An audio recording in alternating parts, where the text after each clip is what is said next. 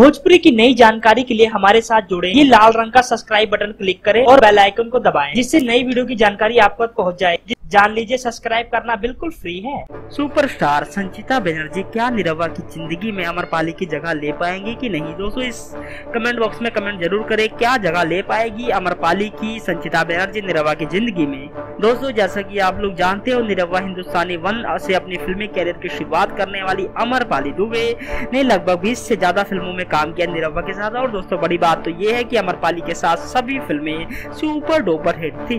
निरहुआ हिंदुस्तानी 1 का सीक्वल निरहुआ हिंदुस्तानी 2 बनाने का निरहुआ जी ने फैसला किया और दोस्तों बना ही दिया। और दोस्तों उस फिल्म में अमरपाली की जगह एक नई अभिनेत्री को लिया गया है, जिस अभिनेत्री का नाम है संचिता बनर्जी। दोस्तों प्रयास यहाँ तक लगाए जा रहे हैं कि अमरपाली को पिछाड़ देगी संचिता बनर्जी। दोस्तों देखने में बहुत जबरदस्त लुक लाइक है संचिता बनर्जी जी की। और दोस्तों क्या पिछाड़ पाएंगे अमरपाली दुबे को संचिता बनर्जी की नहीं? दोस्तों कमेंट बॉक्स में कमेंट करना ना भूले। धन्यवाद।